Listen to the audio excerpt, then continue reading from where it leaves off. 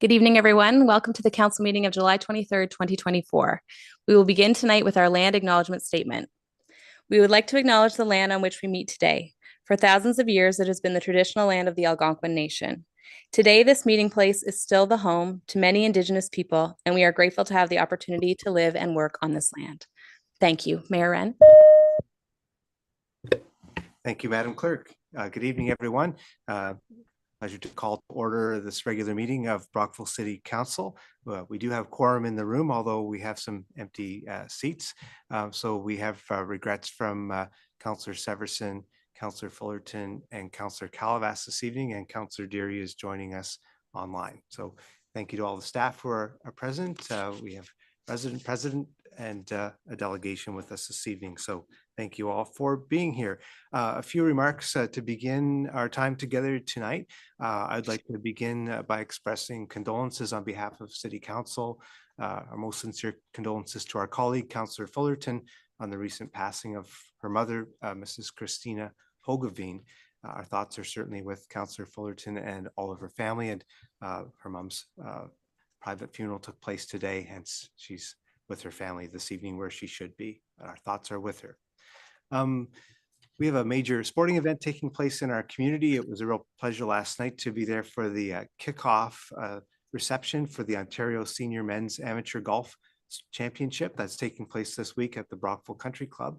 And it was a great opening reception last night where I was able to bring greetings to all those visiting the community along with MPP Clark and Mayor Burrow. And this event brings to the Brockville area 150 of Ontario's best senior golfers, and it's an excellent way to showcase our sports tourism opportunities. So a real boon for Brockville Country Club to land this event. There's some 90 plus community members who are volunteering and a great committee who's worked very hard for about a year to make this happen. So great example how our community continues to step up to make sure that events like this can take place and that they take place at a high caliber. So thank you to all those involved with that wonderful project. I want to congratulate Downtown Brockville on a wonderful street event that took place this past Saturday downtown under beautiful skies and great summer weather. And a special call out to our own Councillor Natalie Laverne, whose Red Hot and Blue Rockabilly organization certainly provided an amazing draw to the east end of King Street with vintage vehicles and all kinds of other aspects to enhance the retro theme of the day. I felt it was one of the largest crowds I've seen at a street event in some time, and the city was certainly full of people enjoying the day and the festivities. So congratulations to all those that made sure that event went off so well. And just as a last item, they used to say that this 2 seasons in Canada, winter and construction. I'm not sure if that's entirely the case anymore, but we are certainly carrying out a lot of municipal projects in the city at the moment. So I just ask residents to take heed of any traffic signals, detours, special intersection controls and so forth. There's a major project happening on King Street West near the new Swiftwater School with under the ground infrastructure being replaced. There's paving that will be happening in the next few weeks, the annual paving projects, intersection painting, and the list goes on. So people's tax dollars in action, and well, sometimes that's a little bit inconvenient. It's great to see the city being well maintained and all these projects coming together. And another project that I do want to comment on, our famous Sabre Jet on Blockhouse Island. You might remember we approved some extra funding so that the pillar holding the Golden Hawk jet could be reinforced, and getting that done allows us to move on with the more decorative and landscaping aspects of the project. So the reinforcement of the pillar was completed in the last week or so. And before people say, what the heck did you do to make it look like that? We're not done yet. That's just step one. And in the fall, when things quiet down a little bit on Blockhouse Island, staff will be carrying out the site enhancement aspects of the project with cladding the column, installing the memorial benches, and extra landscaping and so forth. So please be patient. What you're seeing is not the finished product, but it's great to see us move forward on preserving that very important asset in the city. So those are my remarks this afternoon. We'll move into our agenda. I would just ask if there's any disclosure of interest from any members of council and the nature thereof. Councillor Laverne. Thank you, Your Worship. Yes, disclosure of interest for the agenda item 2024-115 festival and event coordinator. I am an event person. Thank you very much, Councillor Laverne, for the declaration. All right. There are no other disclosures? Disclosure, Councillor? It's not a disclosure. I just wanted to mention something because the Young Professionals Network were also on the street on Saturday doing their amazing chase. It was their best one ever, and they had 5 teams of people dressed up in crazy costumes running around and doing some pretty fun things. And so that just added to everything that was going on the street. So I just wanted to mention that group who worked with the DBIA and the chamber as well, and tourism. Our headquarters was in tourism. Well, thank you for calling that out. So I encountered that group, and one of their tasks were that one of their teammates had to propose to somebody. So they saw me having lunch, and I was fortunately having lunch with my future son-in-law. So I deferred to him and he gave them the right answer. So all was good. Thank you so much. All right, so we'll move to adoption of council minutes. Councillor Hobbs, would you bring that forward? Thank you, Mr. Mayor. That the minutes of the council meeting of June 25th, 2024 be adopted and circulated as read. Thank you. Were there any errors or omissions in the minutes that are to be noted? Seeing none, by show of hands, all in favor? That's carried. Thank you. Councillor Wales, will you take the next item under correspondence, communication, and petitions? Yes, Your Worship, this is for India Independence Day from the Indo-Canadian Association, that the Council of the Corporation of the City of Brockville hereby acknowledge August 15th, 2024 as India Independence Day, and that the Indian flag be flown at Tunnel Bay. Thank you, Councillor Wales. All in favor by show of hands? And that is carried. Thank you. We have one delegation this evening. On our agenda are matters related to proposed condominium conversions, and representing the applicant, CREG Management Incorporated, is Mr. Jasdeep Dillon, their legal counsel. So Mr. Dillon, I'd invite you to come forward to the podium. Mr. Dillon, our practice is to have delegations at our standing committees, and your company wasn't here for our planning and development committee meeting in earlier this month. As a result, there are a lot of questions that resulted in a defeated motion that night. So I'm glad you're here tonight, and we will ask members of council if they have questions for you at the end of your presentation, and perhaps clearing some of those questions up will allow us to find some direction. So if you just push the button to turn your microphone on, the floor is yours, sir. Thank you. Thank you very much, Mayor Wren. Good evening to members of council and planning staff.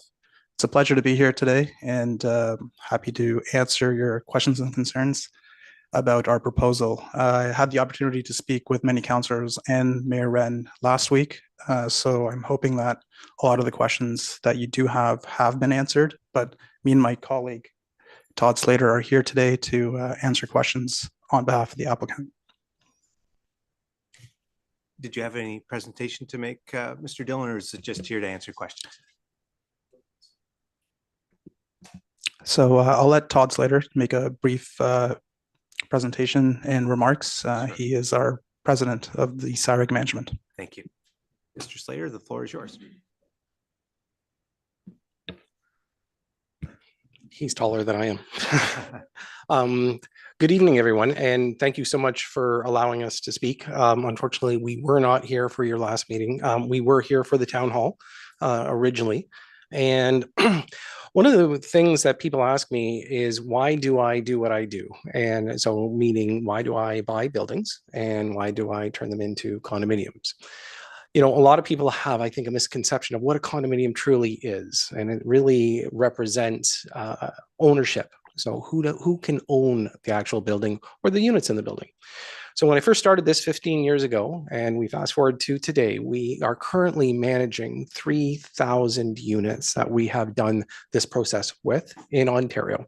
So multiple municipalities, and we have an active 40 condominiums at this time. Now, one of the most important things, and I want to reassure everybody, is that when this process happens, we cannot and will not evict a tenant ever. They automatically have what we call grandfather status, which means they can live there as long as they wish. Now, our model only allows for investors to have ownership. They can never move into it. They are not allowed to sell it to somebody to move into it. Our program has been very steadfast since I started this program. We are the only company in Canada that does it this way. One of the reasons why I was motivated to do this is some of the big landlords are getting bigger and bigger and bigger. In fact, when I bought these buildings, the landlord, who is one of the biggest in Canada, was looking at doing renovictions and doing what they call above guideline increases to rents. Since the day I started, we've never done that. We only will maintain rents as we see them that when they come to us. We don't ask for increased guideline, even when we do massive capital improvements. Now, one of the reasons why that works so well is when you create a condominium can never pass on the costs to a tenant. Okay, so this is one of the reasons why there's never been an above guideline increase to an actual tenancy in a condominium. So when I created this model, it was more to create and spread out the actual ownership, because it allows people like yourselves to actually own investment properties, not have to worry about it. We are a management company. We manage everything that we have. And more importantly, it gives kind of a one source position for people to be able to get things taken care of. When we talk about ownership, though, this is very key. The majority of all rental properties, nobody knows who owns them. They only know who manages them.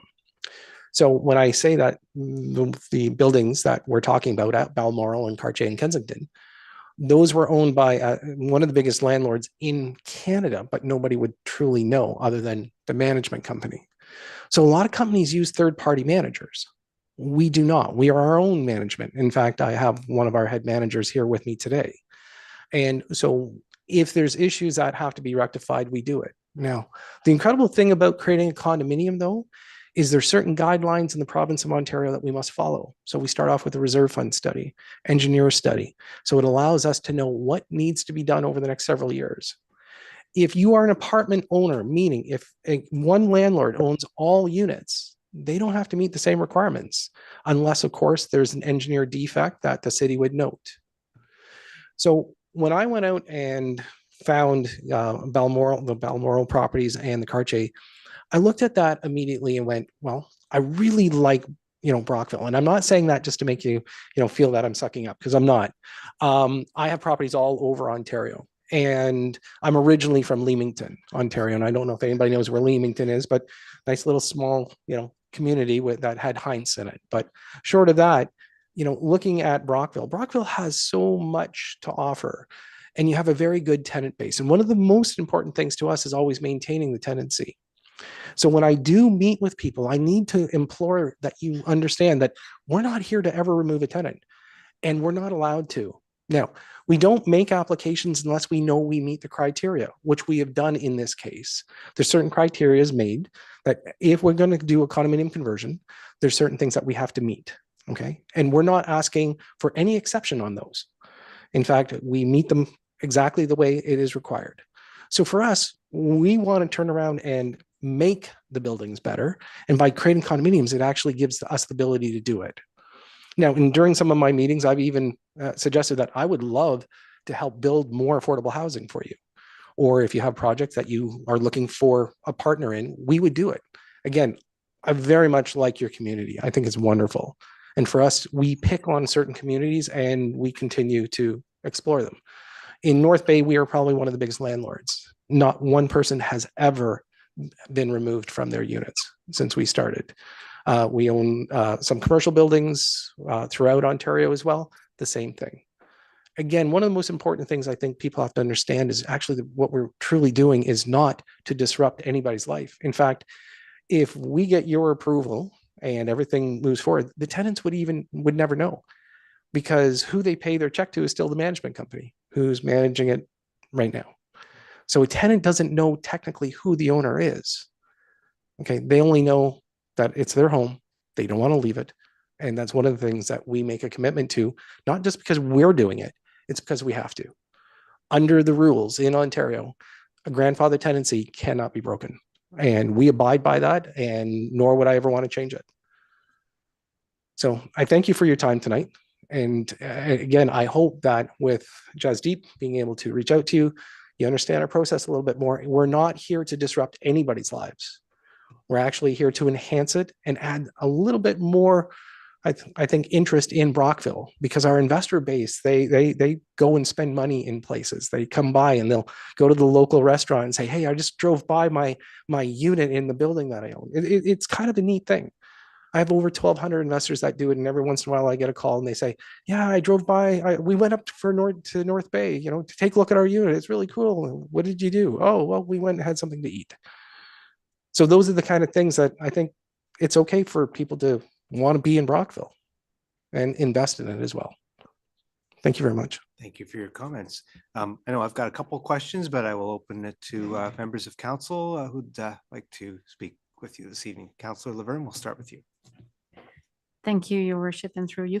Thank you, and thank you for the time, Mr. Dillon, that we took last week to talk about. When we were having the conversation, you were mentioning that those condominium would be like affordable housing, or like, and so, my affordable housing might not be the same as yours or Catherine. What price range do you are you looking at selling those units? So based only when we take a look at selling units, again, they're not, we do offer them to the tenants, of course, because it's one of the first right of refusal that they have. But when we look at affordable, it's based on neighborhoods. So in other words, I don't come in and say, oh, but we think it's worth 300,000 if the neighborhood says it's only 180,000. So it has to be based on the actual municipality itself. So affordable housing has a very large spectrum, as you know. You can consider it 180,000. Somebody else could say 280,000, but it's to the municipality. It's based on that. So, and again, that's all provincially mandated and how they cover their numbers. So for us, we're not here to say, out of nowhere that the prices are higher. That's not the point of it. Okay, it's more about us looking at the overall picture and saying, the tenancies stay in place. We keep our tenants safe, and all existing rents are in place. Okay. Councillor Wells. Thank you very much, Your Worship. Thank you, gentlemen, for being here tonight. We do always appreciate when people come before council and make themselves available for questions.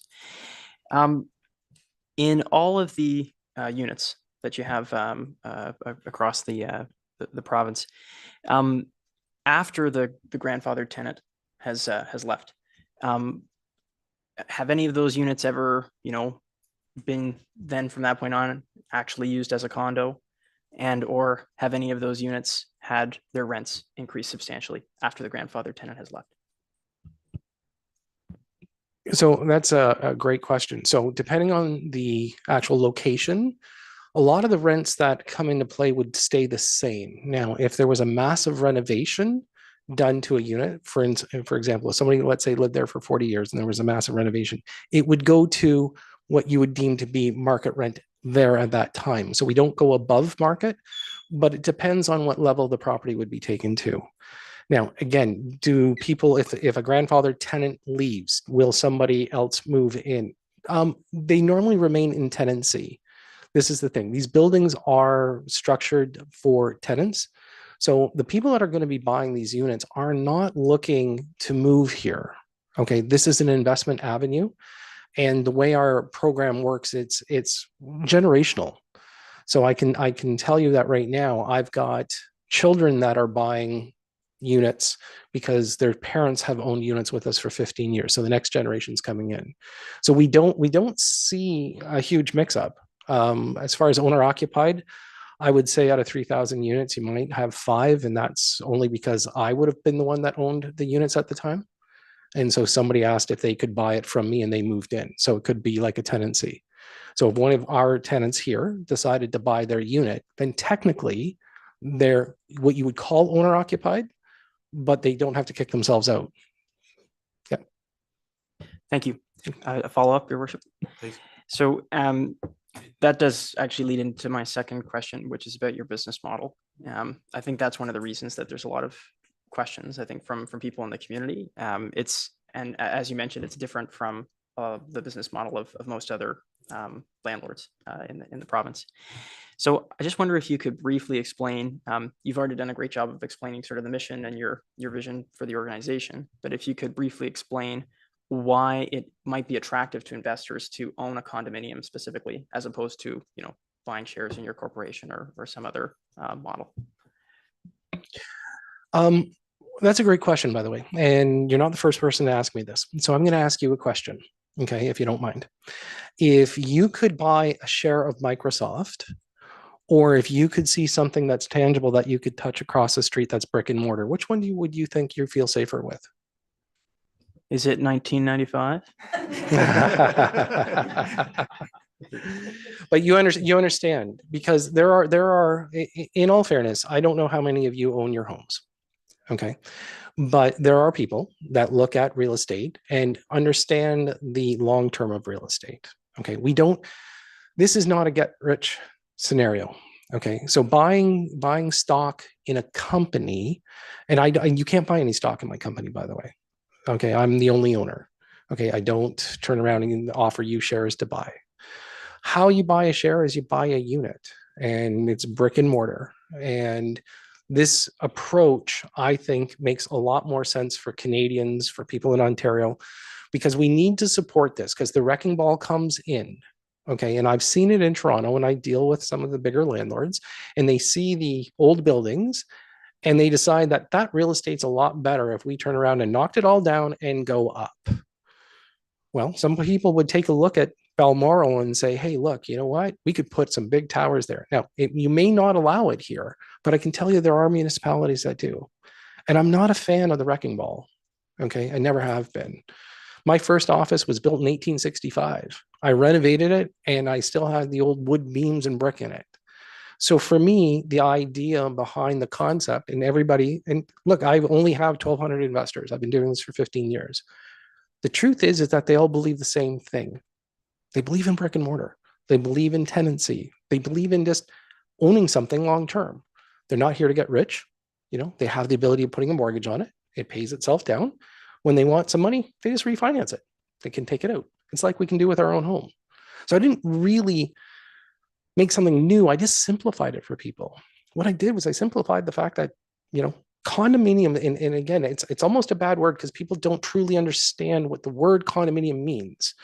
I've had people come to me, some of our tenants say, well, if my place becomes a condo, does that mean you're going to put in a shiny new kitchen? Well, that's not what condo is. Condo is a definition of title. It means that you can have multiple owners. Apartment means you have one owner. And so us changing the ownership doesn't have anything to do with the follow down to the tenants. What it does is it allows other people to be involved, which allows us to be able to up the maintenance level and do more for people in the future. Thank you, sir. Any further questions? Councillor Earl? Thank you, Your Worship. I understand why people want to convert to condos.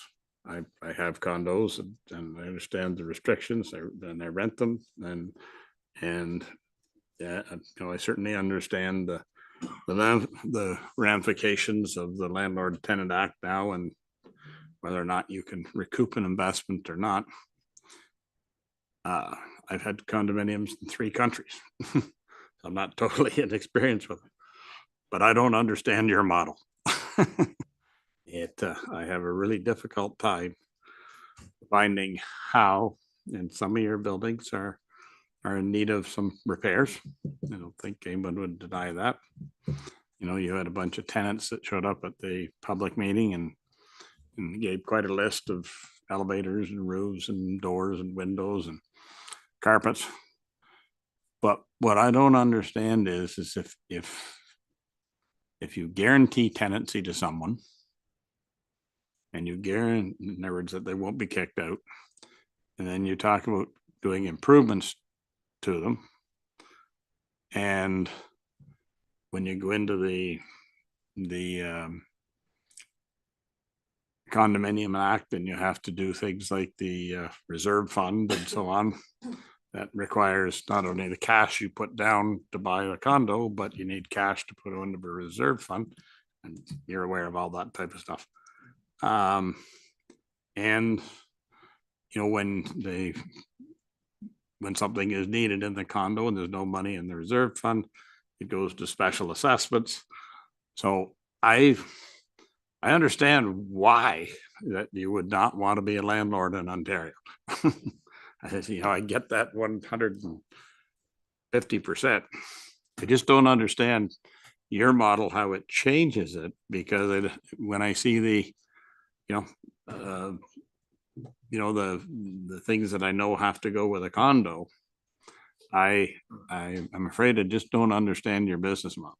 I support you changing, and I was really good until then. And then when you started to give me your business model, my head started spinning. So,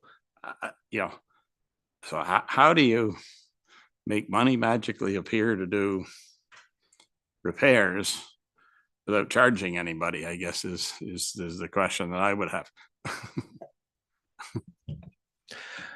Thank you for that. Actually, it's funny. I've had many people sit there and say, I have no idea how you do what you do. So to give you an idea, I'll give you my background for a second. So I was a contractor originally. I've been in real estate now for 35 years. One of the things that we tried to do is we tried to determine what is going to be necessary for the buildings. And as you've noted, we've got some elevators and things that we have to do, of course. This is standard. When you turn around and you create a condominium, of course, you have a condominium fee.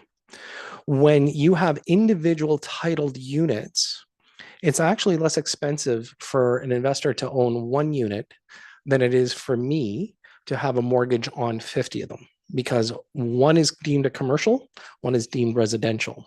So there is a huge carrying cost difference. Now, when I have to buy a building such as these, it costs me a lot more percentage-wise to own them than if an individual owns a condominium. So an individual, their carrying costs, because they get mortgages, of course. So they'll put a down payment, 20% down. Their mortgage carrying costs is very low in comparison to mine for the same unit. So it costs me more to carry that one unit than it would for an individual condominium owner. So their costs are lower than mine, which then they share in the actual condominium expenses, which allows us to be able to set up the reserve and set up the month-to-month costs, which now can attribute to the repairs. So it's actually, it works better because you've got more people contributing to it because their costs are actually lower. Our business model has been very sound for the last 15 years. We've never had a special assessment in 15 years. I'm a licensed condominium manager, and so is my company. And we've never had to call for a special assessment ever. So we pick on buildings that typically do not have high costs. So if you've mentioned you own condominiums, if you have underground parking, if you have things such as pools and all those things, they're very, very expensive to maintain. Now, Balmoral has a pool, but it's not open very long. It's not an indoor pool. It doesn't cause damage. We don't have underground parking. Underground parking is the silliest thing that Ontario should ever have, of course, because of the weather, salt, heaving. So we look at buildings that cost less. So as a condominium, such as our Cartier and Kensington properties, that's a fairly easy sloped roof to replace. It's not the same as 80 stories or 30 stories up. So I pick on smaller buildings. In fact, Balmoral's the tallest buildings that I have in my portfolio other than our London portfolio. So we try to keep it lower buildings, keeps our costs down. So every single time I look at something, I say, okay, so what's going to be the big cost in the future? So as you say, how do we do it? Well, it's really simple. Mathematically, we can do it because we look at things that aren't going to cost as much to repair. And that's one of the reasons why we do what we do, because we pick on certain properties and say, look, this is going to be great. We've got great tenants. We've got a great area, municipality, everything. I quite frankly don't like tenants moving out, in and out, in and out. The vacancy doesn't work. We've got buildings that have nothing but seniors and they've been there for 15 years. It's great. So for us, Brockville fits very well into our model. Our model was established for areas like Brockville. Any follow-up, Councillor Earl?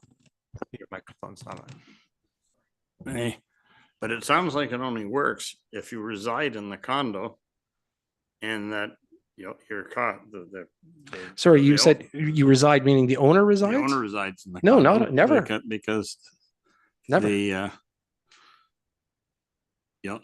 really gets to then deduct his condo fees on his taxes. There, where- no. An owner cannot. If you're owner occupied, you can't deduct it. Only an investor can.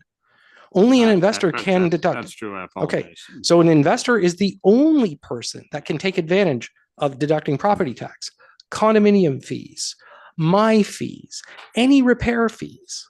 Only an investor can do that. An owner, in fact, these make no sense for owner occupancy because they can't write it off. And again, we look at the affordability. We make sure it does match within the rental number that sits today so that it can be affordable for both parties. We want to make sure that the tenants themselves do not feel any undue pressure. We've done massive capital improvements across Ontario, and I can tell you the LTB has said to us numerous times, if you want, you can make application for above guideline. And my answer to them was no, because the tenants, it's not the tenant's fault if a roof has to be repaired. It's not the tenant's fault if we have to replace an elevator. It's not the tenant's fault if the window has to be replaced. Okay. It's the landlord and the owner of the units. That's their responsibility. And I'm very clear and educate our investors very clearly. You have a responsibility to understand what this is. And if they don't, I won't let them buy into our program. And I'm very steadfast on my actions. I can tell you that. Okay, thank you. I see Councillor Deary's hand. Any further questions, Councillor Earl, from you? I'm starting to understand your business model. I'm just not sure how much I want to support it yet because I'm not fully understanding of it. But it sounds like it revolves around what the unoccupied units, what their owner who doesn't live there. It doesn't sound like sounds like your profit or is actually based on not on the equity in the unit, just based on what you can deduct. Okay, so If I may. yes, please. I don't think it's in councillors. I respect your concerns on this, Councillor Earl, but it's not really city council's purview to adjudicate your business plan. We're here to Yeah. protect our residents. Yeah. And if there's a short answer to that. If I may, Yes. if I may, to put it in just an easy nutshell for everybody, because I know again, we're a little bit confusing for some of you. The tenants are never affected. Okay. The idea, when we take a look at the big picture on our actual business model, we don't change the numbers. The idea of profit should never be that you're speculating. Okay. Real estate speculators don't work and should never be in real estate. Okay. That's for the brand new construction people. We are real estate investors. We are long-term investors. We don't want to kick anybody out. Our model is 100% based on protecting tenants. I will reiterate that. I am here, and you can put me on record. Of course, I believe I am. Okay.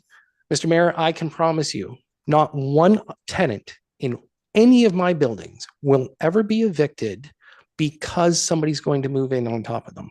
What I can promise you is that if they don't pay me rent, then we're going to have a different discussion. Okay. But Mr. Mayor, I make that commitment as the owner of these buildings that I will never have a tenant removed for that reason. Thank you. We'll go to Councillor Deary.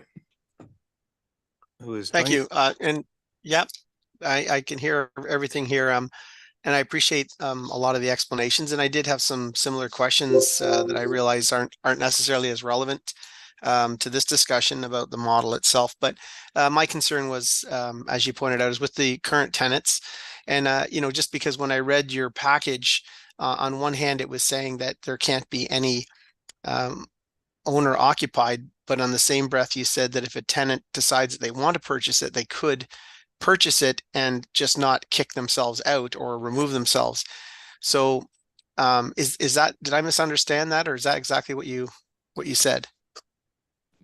Yeah, thank you for the question. And by the way, I understand how, and it's interesting because I've had that question posed to me.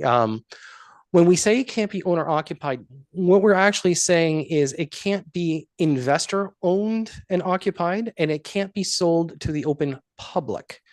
So in other words, this doesn't go to the open public. It only goes to a network of our investment group. And when we talk about first right of refusal is what we're referring to. So Yeah. before an investor can purchase the unit of a tenant, so in other words, they're going to keep the tenant in place, we must give the right of the tenant to be able to purchase it. It is part of the conversion process. It's the law. So when we take a look at the big picture, we say a tenant can occupy, but they're not going to kick themselves out. But now, again, the tenants have the ultimate right. So the tenant will always have the ultimate right to stay there. They have the first right of refusal so they can live there if they want to own it. If they say we don't want to own it, then we have the right to be able to sell it to an investor, but the tenant still now has the right of occupancy for the duration of however long they wish to be there. And to follow up, Mayor Wren, my question, I guess, is also just with respect to the laws around rent increase. Do they still comply with the regular Ontario Housing Act, or is it because it becomes a condo? Does it actually allow for additional costs for the upgrades or through the condo fees? So I realize that's probably absorbed by the owner or by the investor, but I'm wondering if this still complies with the same rental regulations in the province of Ontario. If I may. Okay, so just so we're very, very clear.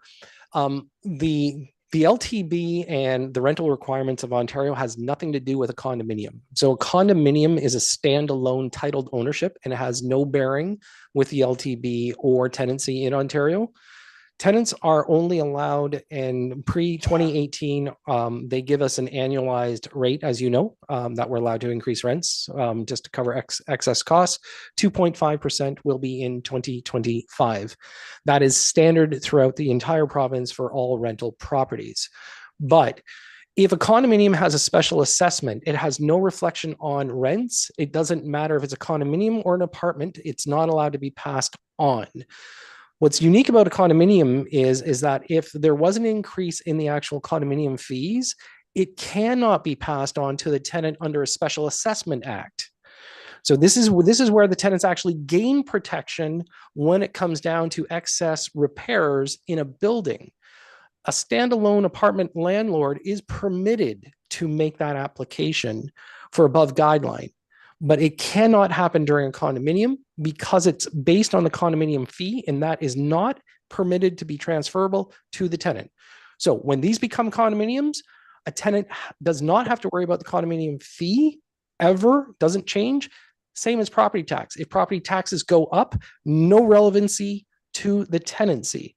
The tenant's basic bylaw rate there sits in their lease. If it's $900 a month, and let's say there's a special assessment for $1,000, that's the problem of the actual landlord / investor owner. It has nothing to do with the tenancy, cannot be transferred to a tenant. It's impossible. And if, I'm sorry, I just have one more question. So with respect to repairs and maintenance and upkeep, is that managed by your management company, or does the individual investor responsible for that if the tenant is having an issue?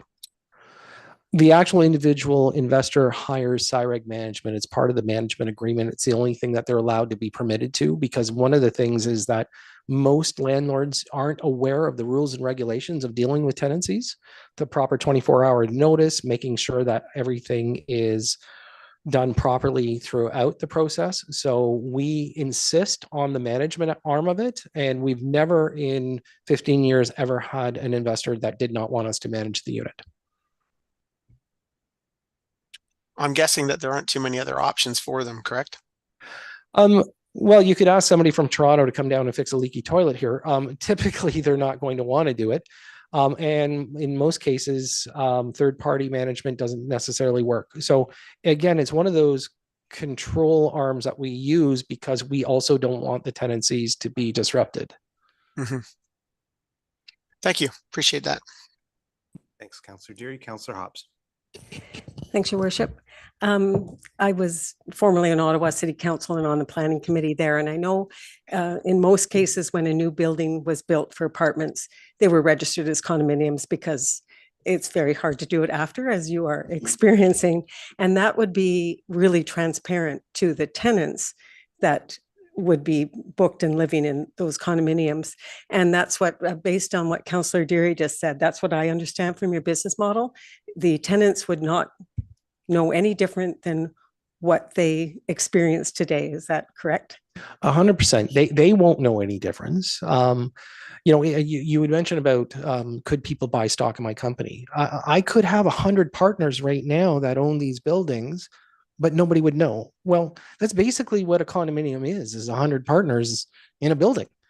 And so, yes, you are very correct on that. Thank you for the question, because it doesn't have relevancy. The problem with brand new condos is that, yes, people do move into it, but again, under the Landlord Tenant Act, you cannot pass condominium costs to a tenancy. No follow up. Okay. All right. Yes, Councillor Laverne. I was reading the pages and the attachment that was provided by Mr. McGuinness a little bit earlier in July. And I have a question about one of the points that was brought in that report that says that the owner shall provide to all existing tenant active physical assistance for a period of 3 years from the date of conditional approval, which was July 2nd, 2024, to each tenant who must relocate as a result of the conversion in finding alternate comparable accommodation mutually agreed upon between the applicant as such tenant and pay the moving cost of each such tenant to other accommodation within Brockville. Let's pretend that I want to invest. And so who's the owner of, like, is it to me that I have to pay like for 3 years, or when we're talking about that specific paragraph, it's your Could I just add a business? point of clarification? Councillor, the paragraph you're quoting is from the City of Brockville official plan, and it's a condition that would be applied to a condominium conversion. It's not put forward by the applicant, but the applicant may want to speak to it, or perhaps staff could speak to that Thank you. more accurately. I'm happy to answer that statement only because it isn't applicable technically in a condominium conversion, okay, unless there was a physicality change to it. And with landlords, if you do any kind of restructuring, and it's not just for Brockville, but it's for the province of Ontario, if I have to relocate to physically change anything, then the company, being the management company, will be required to cover all costs and moving costs. Now, when we do this particular conversion, unless there is an issue with a unit per se, there's no physicality change to it. Okay, it's merely a title change. So it's that piece of paper that you would have in front of you when you buy a property. It says that there's 100 units. Now it's going to say 1 unit, and there's 100 pages like that. So that is put in by the City of Brockville, of course. Okay, and it's understandable that if there was a physicality change, but in the case of these buildings, there is not a physicality change unless a unit, you know, if there's an issue with a unit that has to be rectified. Fair enough. Okay. All right.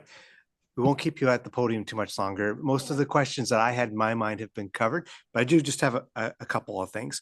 As I said earlier, I fully understand it's not our job to adjudicate your company's business model, but you were very transparent about the financials involved. So, and I'm asking this question to help give some confidence to your tenants. So you list in your application what appears to be, if I'm reading it properly, the purchase price of all these buildings as you acquired them, which seemed to amount to somewhere in the neighborhood of $44 million. Thank you for investing in Brockville, by the way.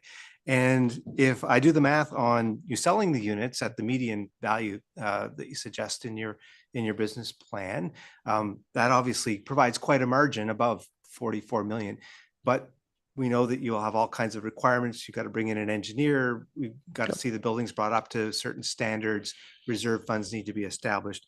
Can we assume that that margin is what is going to fund? And I guess maybe to be more direct, are your residents going to see fairly immediate improvements to these buildings as a result of this conversion? When you use the word immediate, if you're saying within a week, 3 years. let's say. it normally takes a couple of years for the reserve fund to kick into all the repairs. So one of the things, of course, that we're going to be dealing with at Balmoral are elevators. Okay, and then we deal with balconies, windows, and everything as we go along. So the process of it, and when you mentioned, obviously companies are here to make money. When we do this, we do fund the reserve fund out of the gate. You mentioned, where does this come from? Well, one of the things that we do is we attribute X number of dollars per unit automatically, anticipating that way an investor doesn't have to put up the money in a special assessment, and it's funded right away. So it allows the repairs to begin immediately, but it's spread out for each individual unit. So it's a contribution basically per unit is how we do it. And so this allows us to be able to move the ball more forward. So, and again, it's typically anywhere from 12 to 24 months where you start seeing a big shift of things, things like asphalt for driveways, windows, doors, roofs. Those are the kind of things, the easy things to be dealt with. And I know it doesn't sound like it's easy, but it is when you have the ability of doing it that way. So yes, you will see a difference. It does improve definitely the life of all tenancies because the buildings just get a little bit better.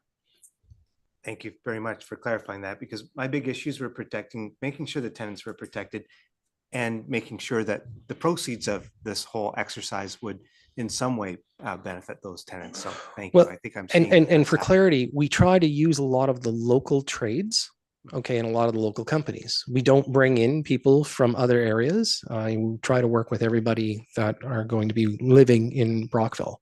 So for us, we want to encourage trade and labor and more work. So that's one of the things that we have the ability of doing here. Perfect. Thank you. So last question or last topic. The city of Brockville is a partner with the United Counties of Leeds and Grenville and the town of Gananoque and Prescott on a number of programs. And one of them is social housing.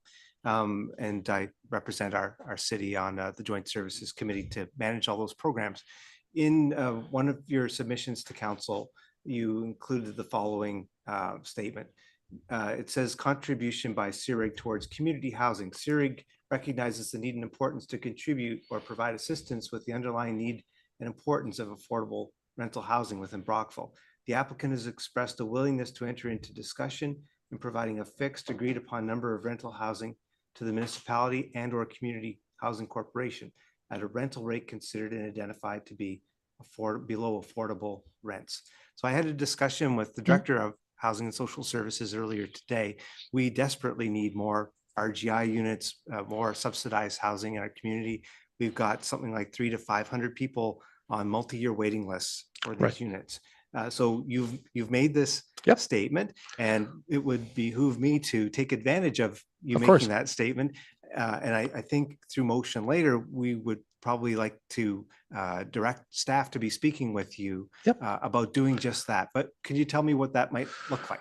So ideally, because of our multiple individual buildings, as you're aware at Cartier and Kensington, we would probably start off with one of the buildings. So they're 18 and 24 plex, if you're familiar with the site. Somewhat. What we would do is we would try to shift tenancy so that one building itself could be designated that way. And then we would work in partnership with yourselves to be able to attribute one of the buildings automatically to be able to accommodate your needs. But again, what we would do is we would take maybe a building that has a little bit more vacancy, and then we would take the tenants and move them in, covering their costs, but put them into new residents if that was what we could do. The idea of scattering it through multiple buildings, we could do it, but it's not always recommended. So it'd be better for us to say, this is the one that we contribute to, 18 units, and that gives you the ability to have a building that you could work with. Thank you. Well, I'm just happy that you're open to the conversation because we certainly need the help. Listen, one of the things we try to do is we try to accommodate all municipalities and their needs. This isn't to, you know, turn our back ever on a municipality. We're looking for a long-term partnership with you. We're looking for a long-term relationship. When you have some needs for buildings or you have older buildings you want to be converted, we're the right people to come and take a look at it and work with you. Okay, and that's really what I'm here to talk to you today about, is that we're just here to, you know, work with people and continue. I'm a big advocate of the proper investment properties and tenancies. I think it's very important. I think it's been lost in the craziness of new development, and I think that people should have some place affordable to live. Well, thank you for your comments and thank you for taking our questions. Yeah, thank you. All right. Very well. We'll move forward with our agenda. We'll be dealing with this matter after just one or two other items this evening. So the next item is a staff report regarding the Canada Community Build Fund. And Councillor Earl, would you be so kind to put that on the floor, please? 2024-150. That municipal funding agreement, Canada Building Funds, CCBF. That the mayor and the clerk be authorized to execute a municipal funding agreement on the Canada Community Building Fund, again, CCBF, with the Association of Municipalities of Ontario, and that the necessary bylaw be prepared. Bylaw number 2024-150. Thank you, Councillor Earl. Any discussion? Councillor Deary, is that a new hand or an old hand?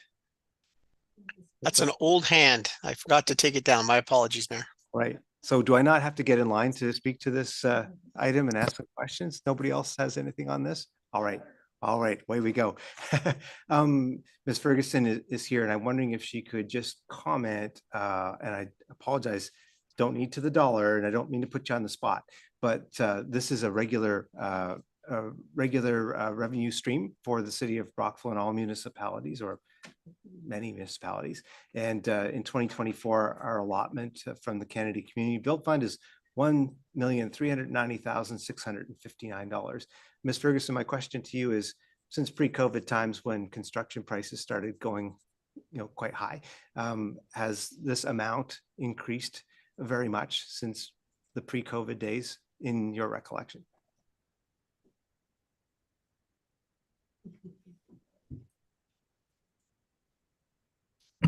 I would want to, I know in the past few years, it's been over $1 million, but what it was pre-2020, no, I don't want to take that off the top of my head. All right. Well, I usually try to know the answers to questions before I ask them. So I say I don't have the figure, but it darn well has not. And Mr. Wood's sitting beside you. I think he can answer this one for me. Mr. Wood, the cost of a load of asphalt, because we pave our roads with this money, pre-COVID and post-COVID, you and I had this discussion. Maybe you could just share with the community what kind of expenses the city is incurring to pave our roads with the cost of the product we put on it. Just the asphalt. Okay. That you shared with me. I'm trying to make a point. Through your worship, anecdotally, last I checked, and this is sometime now, it went from roughly $90 a ton to $190 a ton. That was during COVID, but can't comment on the current price because I'm not aware of it. All right. Well, the point I'm trying to make here is, well, we're grateful to have any assistance from the provincial and federal governments. As we all know from budget time, the cost of the projects that we need to fund to keep our city maintained is increasing dramatically, yet the funding programs are increasing, less than the rate of inflation, of core inflation or CPI inflation. So, certainly hearing from organizations such as AMO and so forth, that municipalities need a new deal. And the numbers are right here before us as to why, because, we've got 150 kilometers of road to pave. It's on a cycle. This is the major funding source for our annual paving program. And if asphalt is more than doubled, we're going to be paving less kilometers or passing this along to the property taxpayer to maintain our city. So herein lies the challenge. And I just wanted to take the occasion to highlight that. Councillor Earl, over to you. Are you trying to say that we won't get all this back in our carbon tax refund? I thought you were going to talk about more people driving electric cars. I was just talking silly like that legislation. Okay. All right. Sounds good. Any further discussion on this item? If not, we will call the roll. Thank you, Your Worship. On the matter before you, Counselor Deary, how do you vote? Yes. Counselor Earl? Counselor Hobbs? Yes. Counselor Laverne? Yes. Counselor Wales? Yes. Mayor Ren? Yes. That matter is carried. Thank you. Thank you, Madam Clerk. All right, we are going to move into the Planning and Development Committee's agenda. There is no consent agenda. The items are all going to be regular items this evening.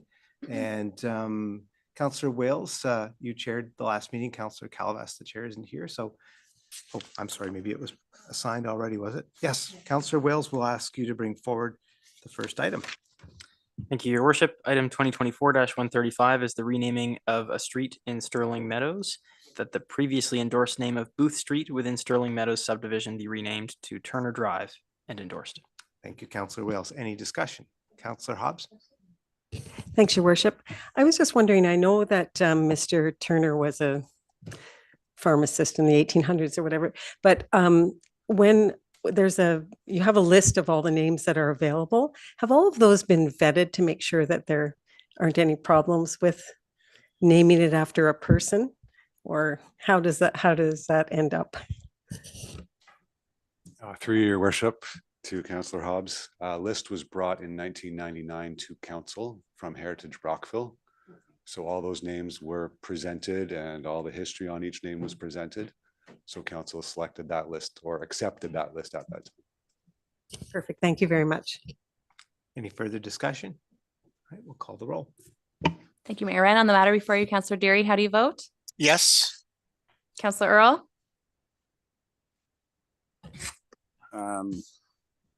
Yes. Counselor Hobbs? Yes. Counselor Laverne? Yes. Counselor Wales? Yes. Mayor Ren? Yes. That is carried. Thank you. Thank you. I'm going to ask in a moment Councillor Laverne to put the next item on the floor with respect to the condominium conversion. Councillors will notice that then follows a number of individual motions, identical ones, property by property. So what I'd like to recommend is that we have our debate and discussion about this broad application under the next report, which is receiving a memo from Mr. McGinnis. We'll deal with all of our discussion and questions there. And based on where we are sitting at the end of that discussion, we'll determine what we need to do with all the individual motions going forward. The point being that if council is to consider approving all of them, we can put in a motion on the floor to do that all in one motion. If council is considering denying any of the applications, one or more, we would have to do that individually by the property. So that's why the agenda package is laid out as it is. Councillor Laverne, could you bring forward 2024-132, please? Absolutely, Your Worship. Proposed condominium conversion, various location, that the report 2024-132 and the memo from Mr. Andrew McGinnis, Supervisor of Planning and Chief Planning Officer, be received for information. Thank you, Councillor Laverne, and we'll just turn to Mr. McGinnis for an overview of his memorandum. Through Your Worship, staff provided this memo just to council to give them an outline of the large package that did go to the Planning and Operations Committee in July. It's about 300 and some pages, so we wanted to summarize and let in all of council, not just the committee, know what we need to look at when we look at these applications. Just to give the public a quick overview of what has happened. Mr. Slater did provide his business model and everything, but just so the public know that are watching that don't know about it, they're looking to convert 14 buildings, so a total of 11 properties, 362 units to condominium. They're on Cartier Court, Kensington, and Balmoral. I won't go through each individual property or owner, but they are individually owned, except for Kensington are under, two of the properties are under same ownership, I believe. 14 and 1410 are under same ownership. Other than that, they're all individually owned, so they were submitted under individual applications. So when staff get these types of applications, we have to look at the provincial policy statement, our official plan policies, and also zoning. The properties are already built, so zoning is probably in compliance. We don't know if there's been any changes since the site plan approvals have happened, but that will come. I'll get to that point in a minute. The key aspect is the official plan policies that we have. We do have 6 policies, but only one is applicable. And if it doesn't meet that one, the other 5 come into play. So the first applicable regulation is based on the CMHC vacancy rate. So if the city of Brockville has a vacancy rate over 3%, it says that council shall consider applications for condominium conversion. In this case, we are currently sitting at about 4.9%. So with these 362, sorry, that totals about 1,990 units, I believe. So with these proposed 362 removed, we're at about 1,600 and change, which still results 1,628 units, sorry. And right now we have 91 vacant units, or we did during the October 2023 CMHC report. Of the Surig management buildings, 20 are vacant. So when we take the unit count and the vacancy rate count out of our existing, we're down to 1,628 units with 71 that are vacant, which still results in a 4.3% vacancy rate. So that right away, it meets the 3% of our official plan. Now, in the official plan, it says council, regardless of the notwithstanding the 3%, if we're below that, council can still consider the conversion provided 5 policies are met. And Mr. Slater did touch on some of those policies. Some of them are required as part of the Condominium Act. So a conversion may be considered if it's under 3%, where 75% of the existing tenancy rate or tenants have signed to purchase their units. I'm not sure if Mr. Slater has offered it to his tenants yet. However, he met that 3%, so he hasn't done that. Maybe he has. Not for me to ask him if that has happened or not. All tenants shall be given notice by the developer by registered mail that it's being considered for condominium approval. That has occurred. We do have proof of that. We have all records of that. In order to ensure minimum standards are met, buildings are required to be inspected at the expense of the developer by a qualified engineer. That is a requirement through the Condominium Act anyways. Mr. Slater and Councillor Laverne touched on the next part about all existing tenants. If something does occur, they must be given 3 years relocation expenses within Brockville. And the final one is council may require parkland dedication in accordance with section 3531 of the official plan. That was not included in the original July 2nd report due to the fact these were developed under site plan control. It's already been covered. So E has already been removed. What staff have done to try to help the tenants out, not helping them, but to assure them that nothing will occur, is we've created an attachment with conditions of approval in support of the conversions based on that 3%. So staff have recommended approval of all 362 units with conditions. So there's 14 conditions. I won't go through each one of them. We just went through 4 of them. So a copy of the inspection reports must be supplied to the city.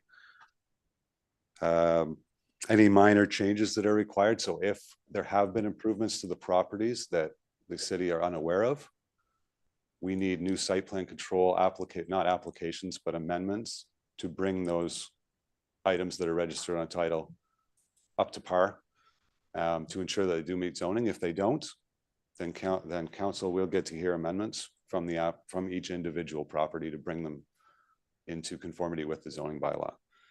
There's other things such as parking must be located on site, updated reference plans, structural plans, any private or communal elements of the condominium must be supplied to the city as well. We also, since the public meeting prior to the July 2nd meeting, we did go out and seek a legal opinion on our official plan policies. The lawyer that did respond to us was from Cunningham Swan and did support our recommendation that is before the committee or council this evening. So I'm not sure what else you'd like me to add from our discussion earlier. I hope all your questions were answered by Mr. Slater. If you have any questions about the official plan or zoning, I'd be happy to answer. Thanks, Mr. McGinnis, and thanks for all your availability and all the detailed information that you've provided over the last couple of weeks to members of council. I just would like to ask you if you could make it clear to council, obviously in the planning application, staff make a recommendation on which council bases their decision, but should council choose a direction other than accepting your recommendation, what is in store, could be in store for us as a result of a refusal? Not through you, to you, your worship. Should council choose to deny all or individual applications, the owner does have the ability to appeal to the Ontario Tribunal. At that time, council would then be brought back a report if you wish to maintain your decision of a denial. Then council would be required to seek outside professional planning assistance to support your denial at the board. As I'm recommending it, I would not be able to go in support of your denial. Thanks, Mr. McGinnis, and maybe perhaps this is more to the city manager. And of course, an Ontario Land Tribunal hearing with the city as a party brings with it some cost and expense to the taxpayers of Brockville, I assume. To you, your worship, yes, that is correct. We have not been through an appeal in a long time, so I wouldn't be able to give you an approximate estimate, but it will be in the tens of thousands of dollars. Thank you. All right, we'll open the floor to discussion. Councillor Deary. Thank you. And through you, Mayor Wren, this isn't necessarily for planning. It was just a question that I had originally intended to ask, but I was wondering if there was any tax implications in conversion from apartment to condominium that might have an adverse effect on our tax roll. We'll see if we can get you that answer. Is there a member of staff that can handle that?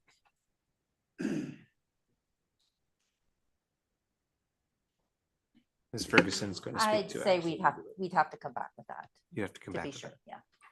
yeah. Do Of you, what? do you recall by chance, Ms. Ferguson, is there a standard tax rate for multi-residential properties, or does it differ for condos and apartments? Those are residential. The new multi-res buildings are the same as residential, but a multi-res building does have a different tax rate than residential. Right. So in a condo would be just residential rate. So that would be less. Through you, your worship, I believe Mr. Slater might have an answer as he's dealt with this before. We normally don't have the public interjecting into debate, but I'll allow it if it helps the process, Mr. Slater. Just Yep. so you do know, I have watched other applications in the last 2 months Yes. where other cities have done this, and they've talked about the tax base decreasing. Okay. Mr. Slater. That's what I was thinking. on that? Okay, so if I may, and thank you. So technically what happens is an apartment value. So when we deal with the actual MPAC approach to things. So right now, if you are dealing with the commercial rate, but it's 130,000, what they do is now when they reevaluate at a condominium, they could evaluate it at 200,000. So the actual value is higher, tax rate slightly lower. I can tell you that right now throughout Ontario, when we do these conversions, the taxes that the actual municipality gains is more from a property tax because the actual values are showing up at a higher dollar value. You're well aware of what I paid for it. You then made a comment that, wow, there's an uptick in the price. Well, that's what MPAC sees because now they're evaluating it as an individual residential property. Yes, your tax rate's slightly lower, but your value is substantially higher. So your actual taxes are going to go up as far as income. Thanks, Mr. Slater. Thank you. Any follow-up, Councillor Deary? No, I was just curious. I'll be curious to see if that actually happens, but thank you for the answer. Appreciate it. Thank you. Councillor Wales. Thank you very much, Your Worship. Just wanted to comment on the process so far. I've appreciated all of the extra discussion. I shouldn't say extra, but all of the intentional discussion that we've that we've applied to this matter. Certainly appreciate the applicants coming up and being available tonight for questions and also staff's work. I've reviewed the original staff report. I've reviewed the memo that we received, the legal memo as well. Reviewed the material that the applicant has provided. And in all of those reviews, as you have, your worship, my main goal was to ensure that there were no negative consequences for residents. And I am quite satisfied at this point that there will not be a negative impact to any tenants in these buildings. That is a high bar that the applicant has committed to here tonight. And certainly we hope that will be upheld. And from their presentation tonight and the manner in which they've been conducting themselves so far, I'm quite confident that they will. So I certainly appreciate this approach. I think that we've all gotten together in the room. We've made sure that there are no negative consequences for the residents. That's our main goal here. That's our highest consideration. After we've confirmed that, we are also left with the fact that this application is completely consistent with all of our policies in the city of Brockville. And it's important that we, as the body that governs the municipality, are always upholding our policies when it comes to how business is conducted in the city, because it provides that predictability, which makes possible the investments that people make in our community. I referenced at the planning committee meeting that I'm sometimes a little bit uneasy about how much housing has been commodified in this country. I think that it can cause issues sometimes in terms of people being able to access a roof over their head. However, that is the economic system that we have. Housing is a commodity. And so there is that element to this application, is that a business has come forward. They are hoping to make this change, and the change is supported by the policies of the city of Brockville. And I imagine that they did research into the policies of the city of Brockville before submitting the application to ensure that they were doing everything above board and consistent with those policies. So appreciating that as well, I think it's important that we are not doing anything unexpected here tonight and denying an application from a business that has put forward a proposal that's consistent with our policy. If there's an instance where it's going to harm our residents, where it's going to harm the community in some way, absolutely, that's our role as a council to step in. We have a special responsibility there to say, hey, you know what? There's something that our policy didn't account for. We have to make a change. I'm confident after all of the discussion that that's not the case. And I certainly look forward to seeing the work that the applicant is going to put in. I do think we should take the applicant up on a couple of their offers. One is that they've suggested that they're going to be providing relocation assistance and moving costs within the city of Brockville. I think it's important that we update that to make sure that it includes the entirety of the United Counties, just in case, because the United Counties is our social services provider, housing provider. Somebody might be relocated anywhere within the region. And also, I think that we should examine a little bit about the affordability piece and whether we can connect them with the United Counties to talk about the provision of affordable housing. So I do have a couple of amendments in front of me that have been vetted by staff, but I'll wait to put them forward until there's been further discussion. Thank you. Thank you, Councillor Wales. Further discussion, Councillor Hobbs. Thank you, Your Worship.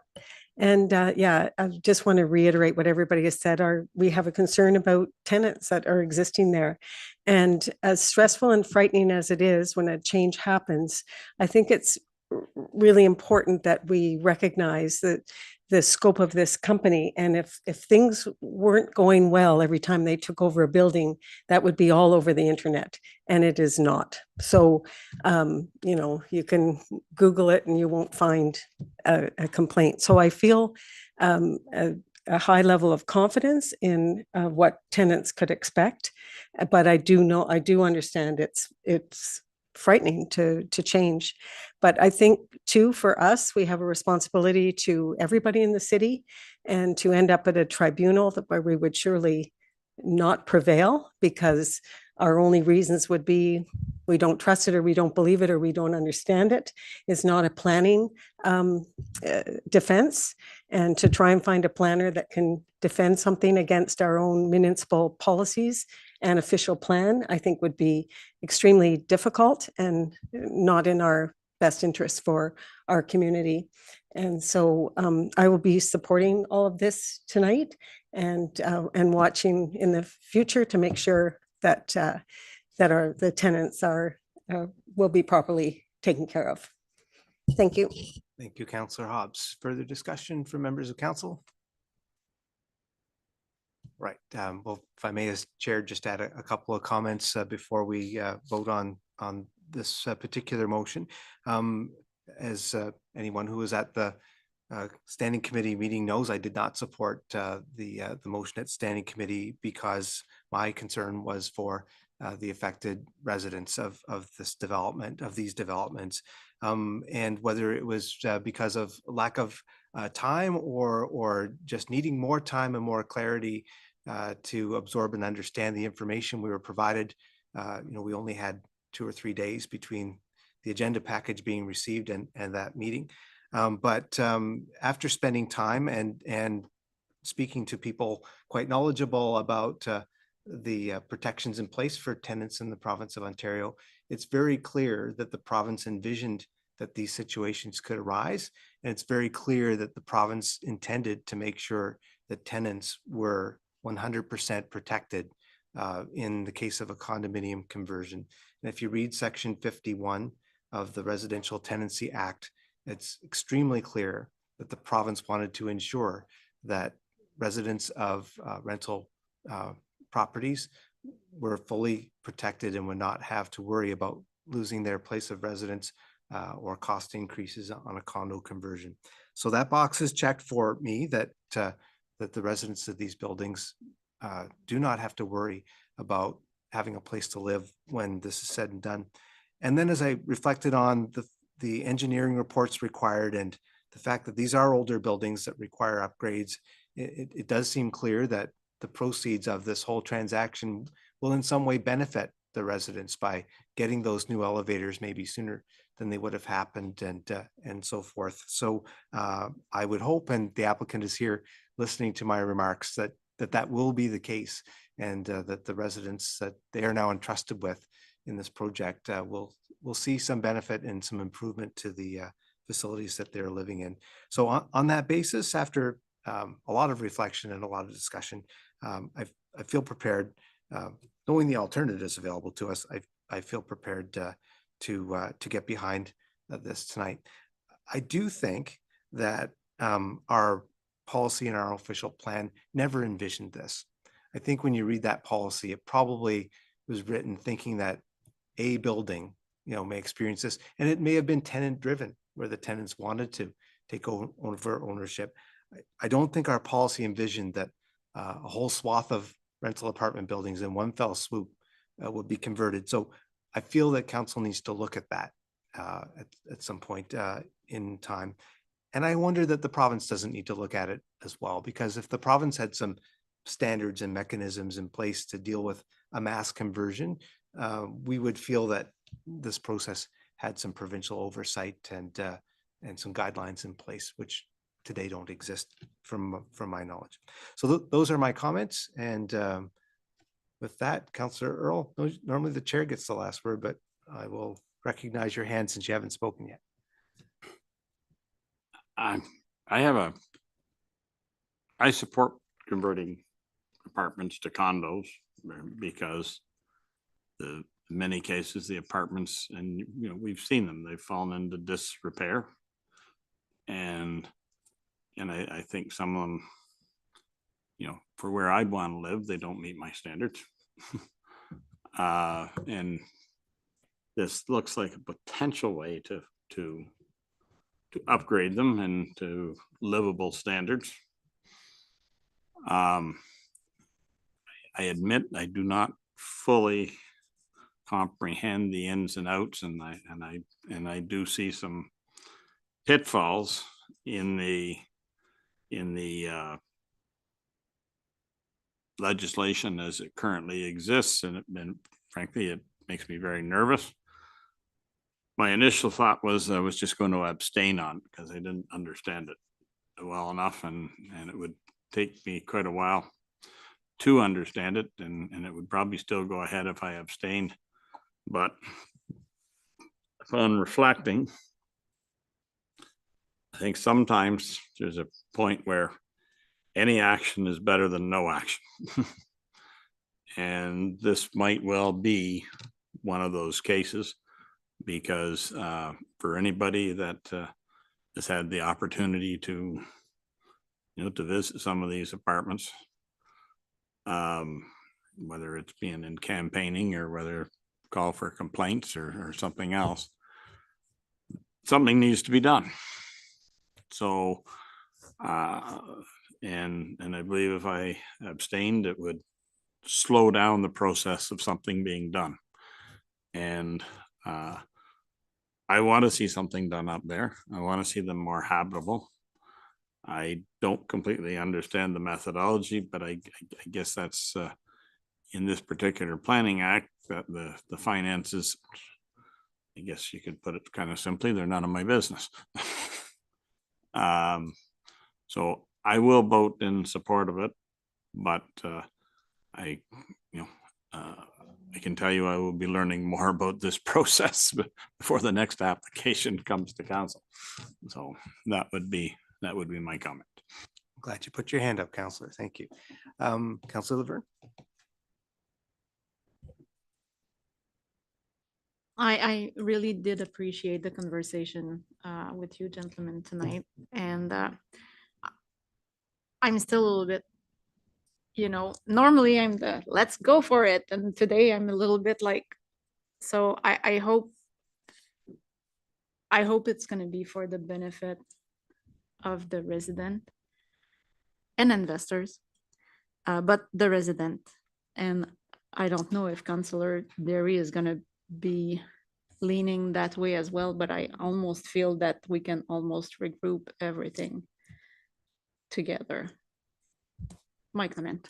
Thank you. So I'll go back to Councillor Wales, who has an amendment to propose. My suggestion, Pardon- Your Worship, pardon would me, be that sir. we receive the report first. So Yeah. we'll have, And Oh, what does the sorry. name is that? First, yes, okay. So we'll call the roll on receiving the report. And that's the only question before us at this moment. Just to remind everyone, since we've had a lengthy discussion, so we are voting that report 2024-132 and memo from Mr. McGinnis be received for information. That is the question we're voting on now. Thank you, Your Worship. On the matter before you, Councillor Earl, how do you vote? Yay. Yay. Apologies, Councillor Deary, Yes. Councillor Laverne, Yes. Councillor Hobbs, Yes. Councillor Wales, yes. Mayor Wren. Yes. That is carried. Thank you. So Madam Clerk, should we ask Councillor Wales to bring forward his next motion before we go to the individual properties? Is that your suggestion? Okay, Councillor Wales, over to you. Thank you, Your Worship. So in lieu of all of the separate motions, I'm just going to read a full motion that's going to include both of the amendments right off of the top. So the motion is that the applications for the processing of a plan of condominium for 1 to 4 Balmoral Place, 4, 6, 8, 10, 12, 14, and 16 Cartier Court, and 1390, 1400, and 1410 Kensington Parkway be exempt from Section 51 of the Planning Act, RSO 1990, and that conditional approval respecting the proposed conversions of the existing residential apartments being 1 to 4 Balmoral Place, 4, 6, 8, 10, 12, 14, and 16 Cartier Court, and 1390, 1400, and 1410 Kensington Parkway, containing 362 dwelling units, to residential condominium status be granted, subject to the terms and conditions outlined on Attachment 1 of Report 2024-132 with the following amendments. That the provision related to relocation assistance and moving costs outlined in paragraph 5 be applied to the area of the United Counties of Leeds and Grenville, rather than only within the city of Brockville. And that the following provision be added, that confirmation of a meeting scheduled between the applicant and the United Counties of Leeds and Grenville's Division of Community and Social Services to discuss the possibility of establishing a fixed agreed upon number of units at a rental rate considered and identified to be below affordable rents, as per correspondence sent from the applicant to the city on April 23rd, 2024. Thank you, Councillor Wales. If there's any discussion. Yeah, I'll just briefly comment as well.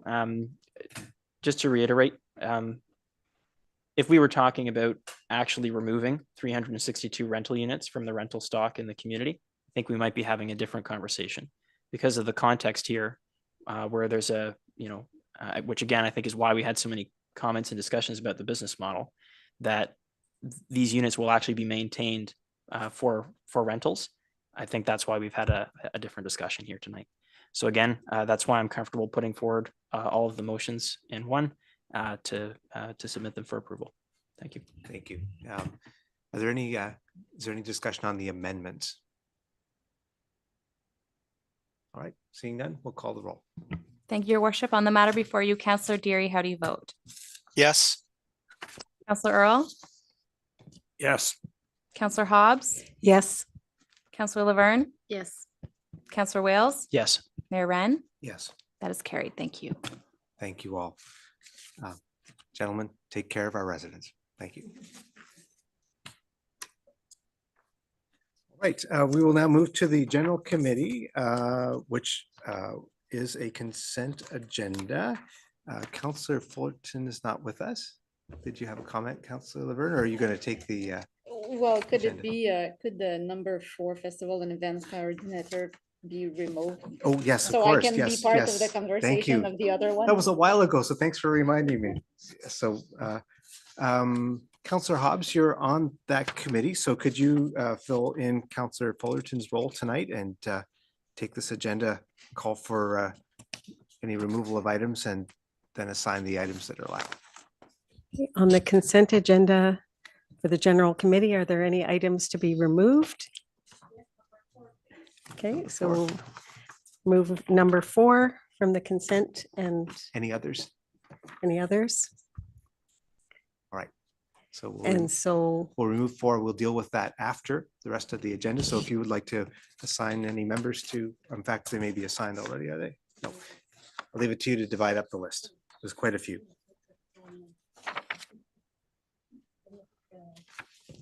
Usually the chair asks members of the committee to read 2 or 3 items. Okay, half and half. yeah, so if Councillor Deary wouldn't mind reading numbers 1 through, sorry, just a second. Items 2, 3, and 5, and 6, and I will do the remainder. Okay. Thank you. Item 2, procurement results, building permit fee review study. The contract to undertake a building permit fee review study be awarded to Watson and Associates. Item number 3, Tall Ships Festival Committee, that Citizens Committee be established and appointed effective September 1st, 2024 to assist in the organizational program development and delivery of the 2025 Tall Ships Festival, and that the necessary bylaws be prepared. Item number 5, remedial tunnel options, custom light guards, that the purchase of 225 custom light guards from Kilmarnock Enterprise for light fixtures at the Brockville Rail Tunnel be approved in the amount of $20,550, including net HST, and that the additional unbudgeted expenses be funded by reserves in accordance with the city's budgetary control policy. And item number 6, 2024-127, the 2024 traffic calming capital work plan, that the listed traffic modifications be approved as an amendment to the traffic bylaw number 021/1993 appending Schedule 14 community safety zones, Schedule 4 signal light traffic control zones, and Schedule 17 pedestrian crossovers, and the proposed scopes of work be funded by the 2023 traffic calming capital budget and remaining 2022 traffic calming capital budget. Thank you, Councillor Deary. Number 7, 2024-137, the speed limits on North Augusta Road. That council receives staff report 2024-137, speed limits on North Augusta Road for information. Item number 8, 2024-136, the Reynolds Park anchor display. That the donation of an anchor from Save Ontario Shipwrecks SOS be accepted, and that the concept for displaying the anchor at Reynolds Park as proposed by SOS and Creative Art Source Inc. be approved. Item 9, 2024-133, the lease renewal for the DFO Small Craft Harbor. That the mayor and clerk be authorized to execute a lease renewal agreement with the Department of Fisheries and Oceans for the Small Craft Harbor, OP 4540-H-2501. Item number 10, 2024-134, procurement results, the transit bus replacement, that the purchase of a transit bus from Girardin, Ontario, Inc. be approved in accordance with the city procurement policy for public procurement in excess of 150,000 where less than 3 quotes were received. And finally, item 11, 2024-138, the information consent agenda, that the following reports be received for information. 2024-138 procurement results, Youth Arena refrigeration equipment. 2024-128 replacement of water main King Street West from Rivers Avenue to Oak Street. Thank you. And Councillor that's it. Hobbs. Thank you. We will call the roll on the consent agenda. Thank you, Mayor Ren. On the matter before you, Councillor Geary, how do you vote? Yes. Councillor Earl, Yes. Councillor Hobbs, Yes. Councillor Laverne, Yes. Councillor Wales, Yes. Mayor Ren. Yes, That is carried. Thank you. thank you. We'll give Councillor Laverne a moment. Just not vote, but don't comment or blink your eyes either. We've all seen cases, we've all seen cases come forward where some inadvertent thing was done when someone declared. So you make your decision, but if you wish to stay, that's up to you. All right. Have a moment of reflection. All right, Councillor Hobbs, would you put item 4 on the floor, please? Yes, item number 4, 2024-115, the Festival and Events Coordinator, that a part-time festival and events coordinator contract position, 15 hours per week, be established effective August 1st, 2024 to July 31st, 2025 to lead in organizing the 2025 Tall Ships Festival, and that the part-time festival and events coordinator position be funded by Tall Ships Reserve created from the 2019 and the 2022 Tall Ships Festivals. All right. None of the other members here wanted this removed. I don't think there's any discussion necessarily. I do just want to point out for anybody who's at this meeting that wasn't at the standing committee meeting that in the original report of value for the remuneration for this position was listed, but was corrected at the meeting. Don't have numbers in front of me, but it was originally reported as in the 50,000 range, but it's actually in the 30,000 range. So that was corrected before the committee voted and recommended the council approve this. Is there any further discussion, Councillor Earl? First, I'd like some numerical clarifications. My memory says that the past Tall Ships Festival Committee left us with $120,000, and we without asking them, had taken 20,000 out to give to 2 other events in the city. And that brought us down to $100,000.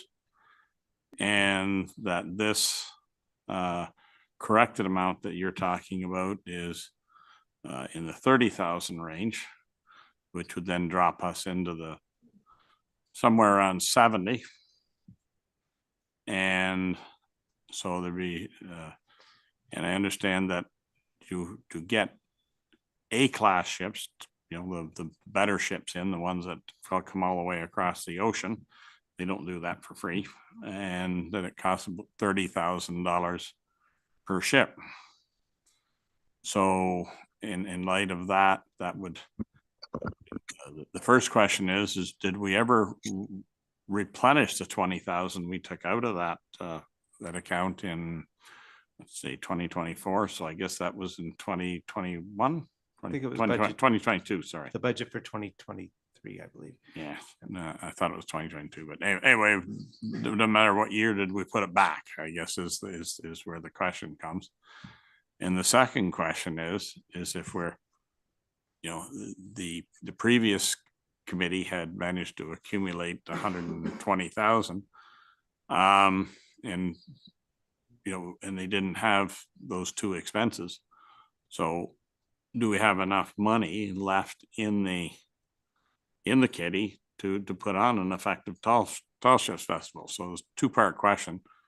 If you could answer the finances, and then I'd like somebody to venture an opinion is, you know, without the seed money that the previous committee had and thought they needed for the next Tall Ship Festival, are we going to have to add money from the city's coffers to make it successful? Over to the city manager. Through you, your worship, to Councillor Earl. Firstly, we didn't ended up removing the $20,000 or the amount in the 2023 budget. It remained in the account. Although we never budgeted for any staff time previously, this position was supported by an internal staff member. So it didn't apply directly. But having said that, we have always applied for grants. So even if we had been left with $120,000 for ships to encourage ships or purchase ships to come to the festival, it takes much more money than that. And we've always been successful in making applications for grants and receiving them. So in addition to the passport sales and all of those things. So this will all come forward in the 2025 budget when we're presenting it this fall. Any further questions, Councillor Earl? The last question, I guess, is a question of management priorities. We did create a tourist department this year and has 4 employees, I believe. And this would be a 5th employee. It would not be. We hired 4, and 4 plus 1 coordinator. They're not full-time, but let's let the city manager speak to that. So So we explain actually that. have 2 full-time employees and 2 part-time employees within the tourism division. This position is not going to be only specific to the Tall Ships Festival. This is something that we're proposing that will help other festivals and events coming to the city as well. It'll sort of be the point of contact for other festivals and events incoming and working with city staff. Right now, they often have to go to the fire department, the building department, the parks department, and they do all those things separately. But part of the vision for this 15 hours a week, in addition to the Tall Ships, is to work with the other festivals to ensure that they have a single point of contact, which is going to make it much easier. So to answer your question, we do not have 4 full-time employees. We have 2 full-time, 2 part-time. So this, in total, these 3, I'll say, part-time positions would equal less than 1.5 full-time positions. Follow up. So follow up on that. I guess we're trying to make this a straight line. Someone wants to do something in tourism, they have the least amount of confusion to make that happen.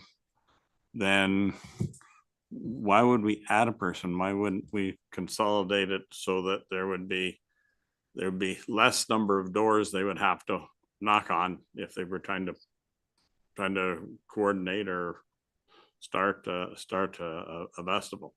It seems like the more doors, the more office space you have, the more confusion you have, and the more silos you have. What we're trying to do is actually have the point of contact that the organizers of any festivals and events won't necessarily have to go to each door that they have to go to currently. We have no consolidation to happen. It's not going to change the number of staff that we have or don't have. It's just going to be that it's going to be much more seamless for event organizers coming to the municipality. They won't have to know that they have to get permits for fire if they've got tents. They won't have to go to the building department if they have stages. We'll make sure that they're advised that they have to contact the health unit if they have food. All of those things that are going to be normally they would take maybe 5 visits to get through. We're hoping that this is a nice streamlined process, and well, we're not hoping. This is the proposal to streamline the process, that they're going to go to one point of contact. They're going to be able to provide all their information. Our one point of contact is going to go out to all the departments, make sure that everything's got the seal of approval, and come back to the organizer. I guess that's sort of where my question lies. If the more people we add, then how does that become more streamlined? It seems like the less people you have to deal with, the more streamlined it is.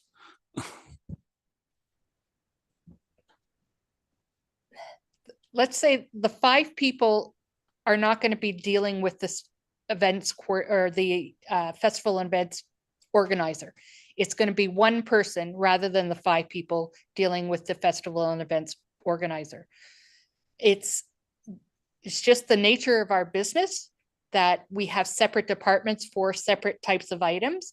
So rather than have somebody that's going to have to come and meet with the building officials, the fire officials,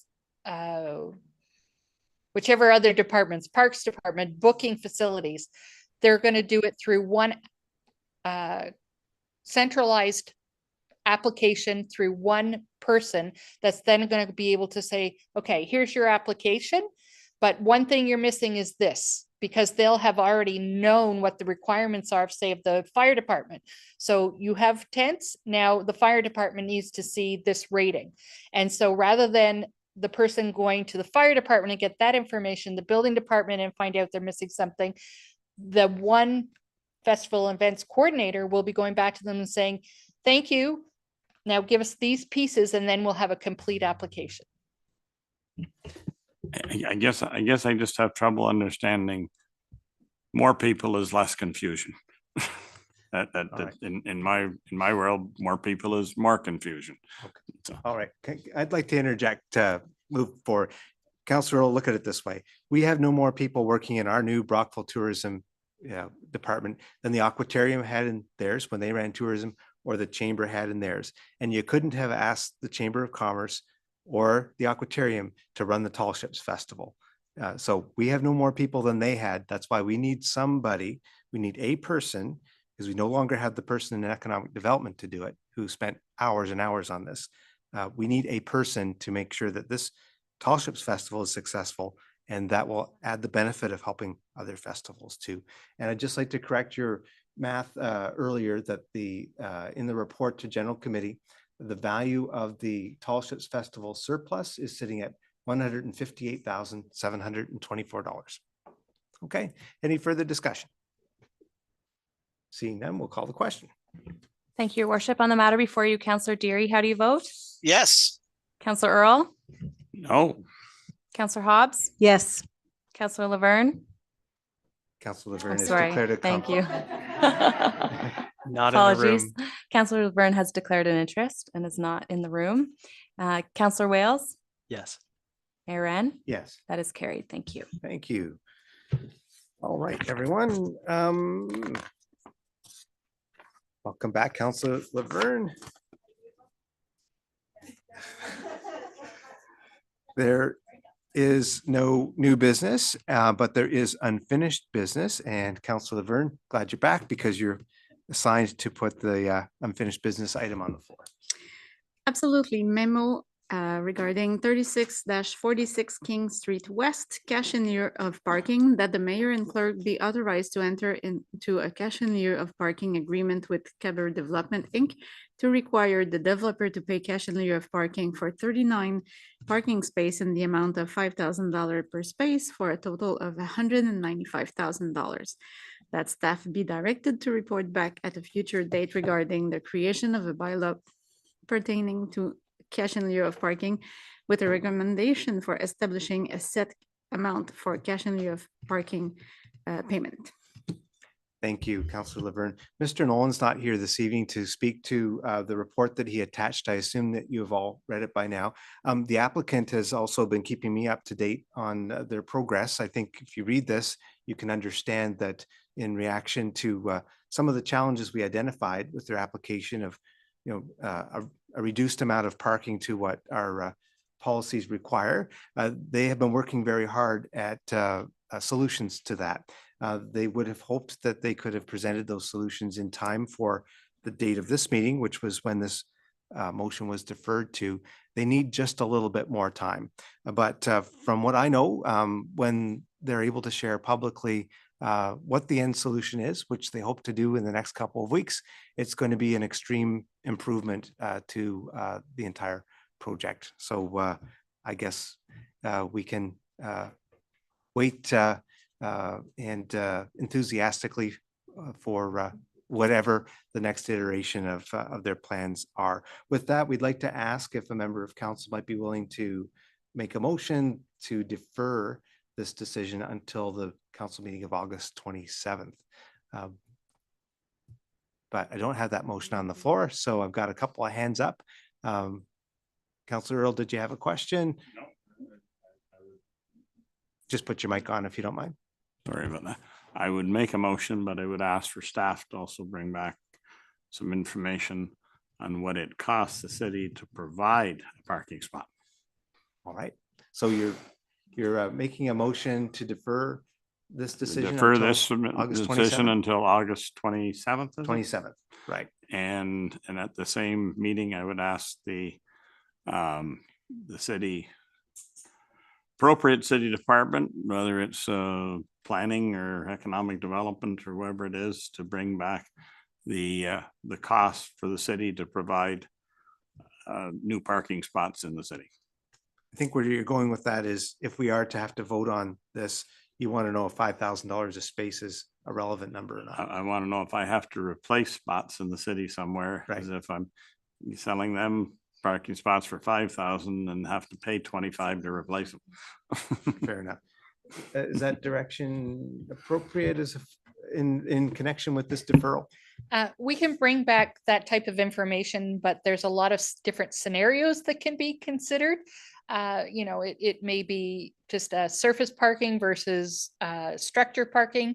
So we'll bring some information. We're just not sure how precise we'll be able to make it. Follow up, Councillor Earl. Well, I think you know the reason I ask it. There are plans circulating out there for another lot in the city that's currently being used for a parking lot. And if those plans came to fruition, the city would be in a position of having to find a fair number of parking spots in a hurry, and it might be handy to know what that's going to cost us. Okay, we've got your request for direction. All right, so so we have a deferral motion, so we can only speak to timing at this point. Okay, back to you. Thanks, Your Worship. Sort of about timing, because I'm just wondering, I know the province was looking at altering the number of spaces required going forward in developments. So I was wondering if we defer it to that date, will that allow us time to know what the province is going to do? Mr. McGinnis? Through Your Worship to Councillor Hobbs, or all of council. That was done under the last bill 185, but it's for major transit stations only. So Toronto, or areas that have designated spaces that are major transit hubs, so subway stations, bus stations. Proximity to rapid residential transit. around them. Perfect. Thank you very much. Now, All now I right, will let you know, Ottawa did go ahead of Bill 185 and put their own regulation and reduced it down to 0. okay, So all right, very well. So we'll call the question on the deferral, please. Thank you, Your Worship. On the matter before you, Councillor Deary, how do you vote? Yes. Councillor Earl? Yes. Councillor Hobbs? Yes. Councillor Laverne? Yes. Councillor Wales? Yes. Mayor Ren? Yes, That is carried. thank you. We have no emergency business, and I would ask the clerk to read the bylaws, please. Thank you, Your Worship. The bylaws before you this evening are as follows. Bylaw number 054-2024 being a bylaw to amend bylaw number 021-1993, being a bylaw to regulate traffic within the corporate limits of the city of Brockville, specifically traffic calming for Swift Waters Elementary School. Bylaw number 055-2024 being a bylaw to appoint Curtis Morey as a municipal law enforcement officer and a peace officer for the city of Brockville. And bylaw number 056-2024 being a bylaw to authorize the mayor and clerk to execute a municipal funding agreement with the Association of Municipalities of Ontario for the Canada Community Building Fund. That concludes the reading of the bylaws this evening. Thank you. Thank you, Madam Clerk. The accompanying motion is that bylaws numbered 054-2024 to 056-2024 be introduced and the same now be read a first, second, and third time, signed by the mayor and clerk, sealed with the seal of the corporation, and be recorded. Councillor Wales, you willing to make that motion? Aye. Councillor Deary, you willing to second? By show of hands, all in favor? And that is carried. I don't have any announcements, and we'd be happy to take any questions from the media. Welcome, Mr. Zajac. Thank you. Yeah, on the matter of the condominium conversion, so I understand that the fact that they're remaining as rental units and the fact that there's some kind of commitment to affordable housing seems to obviate the concern that the committee had about reducing the rental stock in the middle of a housing crisis. I'm assuming that that's sort of what has changed people's opinions. The other issue that came up, though, was enforceability, that these pledges to leave the tenants in place and so on. I heard that at the planning committee, there was concerns about, well, what does it say on paper and how enforceable it is it? And I know Mr. Slater made, commitments, verbal commitments, nobody's going to be removed and so on, but is there satisfaction that that enforceability is there? Yes, Mr. Zajac, Section 51 of the Residential Tenancy Act of Ontario very clearly protects the existing tenants. They cannot be served an order for eviction for owner occupancy in a condominium conversion. And we sought legal advice to make sure of our understanding of that, and council became satisfied. Well, I shouldn't speak for others, but I certainly became satisfied that the tenants are protected. So it has nothing to do with the agreement really between CREG and the tenants. That is, of course, superseded by the provincial act and regulations, which clearly protect the tenants. All right, okay. And now, so regarding this affordable housing, I guess all that they commit to at this point, other than what they've set down on paper, is to have a meeting. Or with a motion, I guess, directs them, have a meeting with Ms. Tutak and Joint Services and Social Services and discuss options for the provision of RGI units. Sure. It was a humongous package that was before us, but if you dig through that, they have provided a very good illustration of their rents compared to average market rents, compared to average incomes in the area. And they have demonstrated that their units as they exist meet certain thresholds and so forth. On top of that, they made this suggestion or offer that they might be willing to contribute some units to community. They call it community housing, also could be known as subsidized housing or social housing. So, we can't impose that on them, but when they've made that offer to have a discussion, we certainly want to take them up on it. Okay, and here's the final question is, I understand that in the intervening period between the meeting and, the intervening weeks, you've had discussions with CIREG and other folks.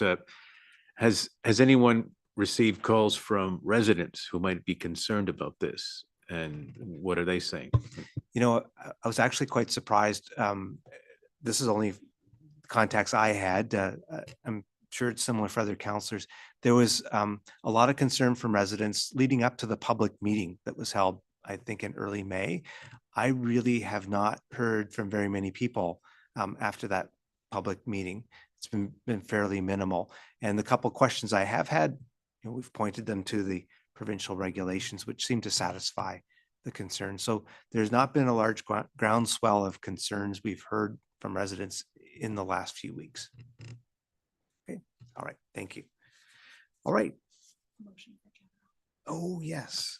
Members of council, we realized that on our calendar, the general committee meeting for August was to have been on August the 20th, but that happens to be when the AMO conference is taking place, and the city manager and I will be at that. Of course, in summer months, it's hard to get a full complement with people's vacations and so forth. We'd like to recommend that we move the general committee meeting 1 week earlier to Tuesday, the 13th of August, the date we'd normally have a council meeting, but we don't in August. So hopefully for members of the committee, that is possible. And if so, we just need a motion to make that change. Councillor Hobbs, you're looking like you might have a concern. You're away? Okay. Councillor Deary, what's your situation there? I was gonna make the motion. I'm fine with the 13th. Okay.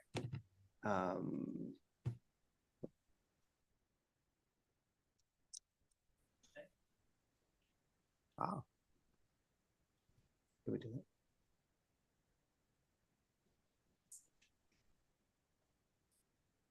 Yeah, Sorry, we'd have to check with Counselor Fullerton to see if she was available. We have confirmed that she's available on the 13th, but no other dates have been checked. Okay, so everybody could be here except possibly Councillor Hobbs on the 13th. So, Yes. all right, Councillor Hobbs, if you don't mind, not so much I'm away, but the city manager is critical at those meetings. So if you don't mind us considering the change. Okay, all right. Councillor Deary, could you put that on the floor, please? Okay, so moved. All right, so moved is that we're moving from the 20th to the 13th. Any questions or discussion? All right, by show of hands, all in favor? Carried. Thank you. All right, we've got a confirmatory bylaw, which reads that bylaw number 057/2024 to confirm the proceedings of council at its meeting held on July 23rd, 2024, be read a first, second, and third time, signed by the mayor and clerk, sealed with the seal of the corporation, and be recorded. Councillor Wales, you willing to move? Yes. Councillor Deere, you willing to second? Yes. All in favor by show of hands? That is carried. And we have an adjournment motion that council adjourn its proceedings until our next regular meeting scheduled for August the 27th, 2024. Councillor Wales, will you move? Yes. Councillor Deere, will you second?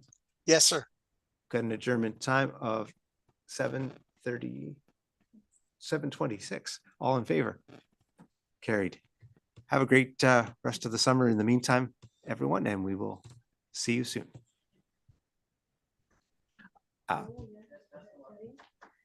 Best wishes. Councillor Laverne is on her way to Paris, France to take part in the Paralympics support team for Team Canada. So we want to wish her all the best. Safe travels, and we look forward to hearing about your experience. What event are you in?